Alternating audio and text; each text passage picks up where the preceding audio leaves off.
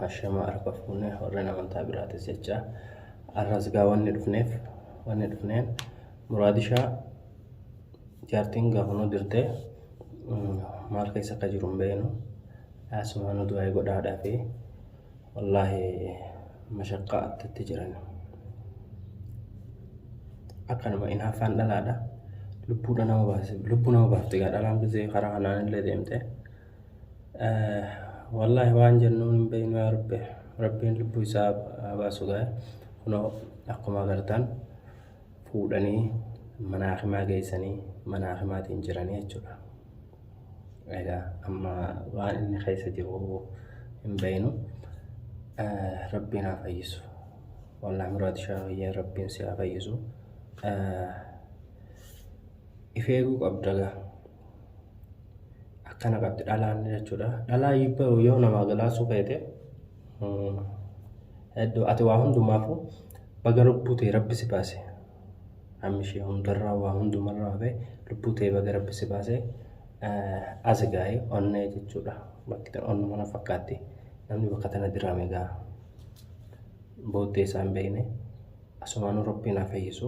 Maal keessa akka jirus walumaan kalaallu ta'a rabbiin haa fayyisu du'aa rabbi haa godhuuf akkumni gaagis ilaallu du'aa dhiigas akkaan dhiigni isaa xiqqishuu fanni yeroo natti fakkaate hin beekne gaa wallaahi asumaanis du'aa godhaa fi du'aa haa goonuu fi rabbiin haa fayyisu egaa rabbiin biraa haa jiraatu kanuman jaa wallaahi karaa hiyyaane du'aa qofa godhuudhaaf du'aa bichaa goonaaf rabbiin haa fayyisu muraadishaa rabbiin si haa fayyisu maal jenna gaame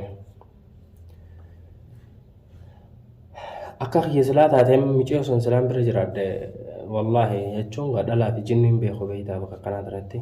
saa namni ableedhaan itti yaaddatee sii humaa quban qabne namni kun jaartii xiyyaa diyeeti amanee zimjee oseenaa jechuun akka firraan eenyatti dirte jechuun waa hunda qopheeffattee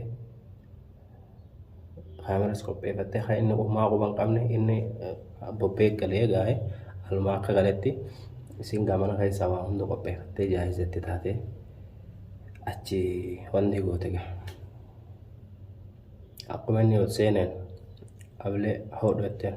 silaa harkee beekaa dhiira firraa illee ni qaba garuu garra gaa akkuma inni ol seeneen maaltu qunnamee beeytu maaltu qunname ablee itti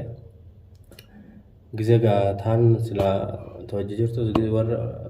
alaa giseetti fiigaa ol seentu gaa kunoo ablee itti neeyitee asittu jirti. Maal godha humna silaa fuutee irraa ableetti neeyitee keessaan teessee jechuudha. Achi gubbaanis kaasee isii yoo eessa gorte hin qabamne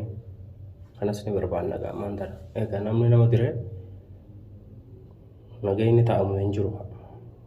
akkasuma akka kiyyatti wallaahi. Senegalee namni lubbuu namaa gaagee akka waan ajjeefteeti baramu ajjeefte majaama namni sidirii jennaan duuta garaagarummaan qabdu du'aan jechuudha takkuma saniifuu inshaallah rabbiin si haa fayyisu muraadishaa egaa rabbiin gartee madaa heenaa si haa godhu madaa heenaa jedhanii akkasuma madaa heenaa rabbiin si haa godhu hundaafuu doa masih guna mutuleni bakka jirru doa godhaa fi oromotiya wallahi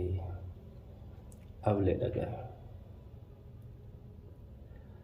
sani gaa inaafaan tunis gaa akka nama bilbilchite ani waan hin jiru ila guddaa du'aayin sibira dhaabbannaa egaa maal jenna warreen jaartee kana qabdanis takkan qabu firraa egaa jabaadhaadha dhugaa amma amantii dhabdee jirti dhalaa nama sochi bar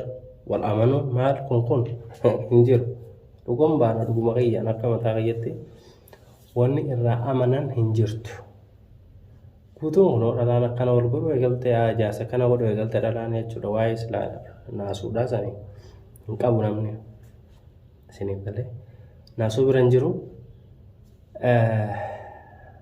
maal jenna takka takkatti illee nama wadni gooti nama ajaa'ibsiifti asumaanuu warreen jaartee kanaa qabdanis firraa eegaa namni wadniif hin beeku isaa waan akkanaa dalayidanis mana keessa iftoochaa waa dalagaa jechuudha gizee waa alatti haqqa jeeltanis mana keessa waa mana keessaa qabdan laalaa alatti wanni ijaan isiniin jaa wallaahi sanumaafu muraadi shaahiyyaa asumaaneen rabbiin si haa fayyisu rabbiin gaa waan inni irra jiru hin beekne gaammaan tana mana hakamaatii jira inshaallah hundumaafu waan silaa inni waan silaa asiin baanne laallaa inshaallah du'aa eegoonaa fi akka silaa akkaataa inni keessa jiru